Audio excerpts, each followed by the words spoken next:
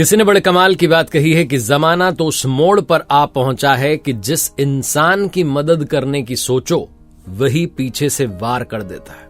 नमस्ते, मैं हूं आरजे कार्तिक। एक बड़ी छोटी सी कहानी है, इमोशनल सी कहानी एक बच्चे की जो शाम के समय ट्यूशन पढ़ने के लिए अपनी कॉलोनी में दूसरी वाली गली में जाता था।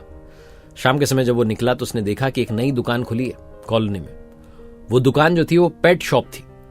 वहां पर बोर्ड लगा था पपीज फॉर सेल।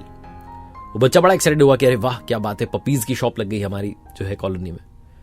धीरे धीरे वो सीढ़ियां चढ़ के जो है दुकान के अंदर चला गया। जाकर के देखता है कि बहुत सारे छोटे छोटे पपीज हैं, अलग अलग ब्रीड के पपीज हैं।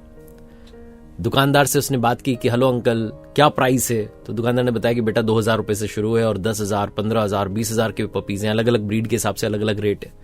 बच्चा बड़ा एक्साइटेड हुआ। उसके पास में 100 रुपए का नोट था। उसने वो 100 रुपए का नोट दिया और कहा अंकल क्या मैं इन पपीज के साथ में थोड़ी देर खेल सकता हूं। उस शॉपकीपर ने कहा बेटा 100 रुपए की जरूरत नहीं है, तुम रखो अपने पास, पैसे तुम्हारे काम आएंगे, तुम ऐसे ही खेल लो, खेलना ही तो है। बच्चा बड़ा खुश हुआ, जाकर के उन पपीज के साथ में खेलने लगा। तब उसने देखा कि एक पपी जो था वो कोने में था। वो बाकी पपीज के साथ में घुल मिल नहीं रहा था, खेल नहीं रहा था। तो उसने पूछा शॉपकीपर अंकल से कि अंकल इसको क्या हुआ, ये क्यों नहीं खेल रहा है। तो जो शॉपकीपर था उसने कहा कि अरे बेटा इसकी ना एक टांग जो है वो ढंग से काम नहीं करती, लंगड़ा के चलता है, इसलिए ज्यादा जो है घुलता मिलता नहीं है, एक तरफ ही रहता है, कोने में ही रहता है। उस बच्चे ने कहा अंकल इसका प्राइस क्या है। शॉपकीपर ने कहा इसका क्या प्राइस होगा, इसका कोई प्राइस नहीं है। उस बच्चे ने कहा अंकल मुझे यही वाला पपी चाहिए। दुकानदार ने कहा बेटा इसका क्या करोगे, खेल भी नहीं पाएगा, तुम इसके साथ खेल नहीं पाओगे, करोगे क्या इसका। उसने कहा नहीं अंकल मुझे यही वाला चाहिए और इसका प्राइस बताओ क्या प्राइस है। दुकानदार ने कहा बेटा मैंने कुछ सोचा ही नहीं, इसका क्या प्राइस लूं मैं किसी से, कोई इसको लेकर के भी नहीं जाएगा, पता है तुम्हें। उस बच्चे ने कहा अंकल थोड़ी देर वेट करो मैं आता हूं।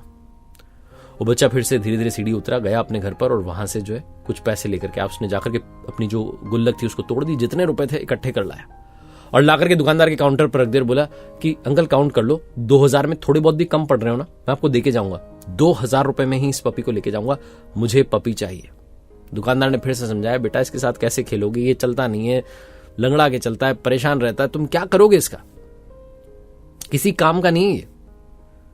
वो बच्चा रुआंसा हो गया। उसने अपनी पैंट जो है थोड़ी सी ऊपर की और दिखाया कि उसका जो लेफ्ट वाला पांव था उसमें स्टील की रॉड डली हुई थी, ब्रेसेस के सहारे चलता था वो बच्चा। उसने कहा अंकल इस तरीके से तो मैं भी किसी काम का नहीं हूं, मेरे घर वालों ने तो मुझे आज तक नहीं निकाला, अपने साथ रखते हैं, अपना मानते हैं, सब कुछ जो है मेरे लिए करते हैं, और आप कह रहे हो ये किसी काम का नहीं।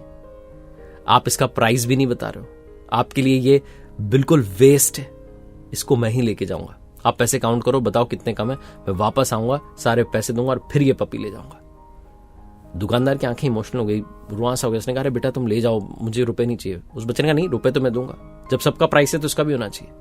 और अंकल याद रखो इस दुनिया में जो भी आए ना सब अनमोल होते हैं, प्राइसलेस होते हैं। हम सब उनकी संतान है, जब उन्होंने भेदभाव नहीं किया तो हम कौन होते हैं करने वाले। बहुत छोटी सी कहानी है जो लाइफ में सिखाती है कि डिस्क्रिमिनेट मत कीजिए, रिस्पेक्ट कीजिए, सबकी रिस्पेक्ट कीजिए। कई बार हमें सामने वाली कहानी पता नहीं होती, हम फ्रस्ट्रेट होते हैं, रिएक्ट करने लग जाते हैं। उसकी कहानी को समझिए, उसकी कहानी को समझिए, उसे इज्जत दीजिए। हर कोई इज्जत डिजर्व करता है। एक बार फिर से वही बात जो अक्सर आपसे कहता हूं, कर दिखाओ कुछ ऐसा कि दुनिया करना चाहे आपके जैसा। मेरी नई किताब कर दिखाओ कुछ ऐसा को इतना सारा प्यार देने के लिए धन्यवाद।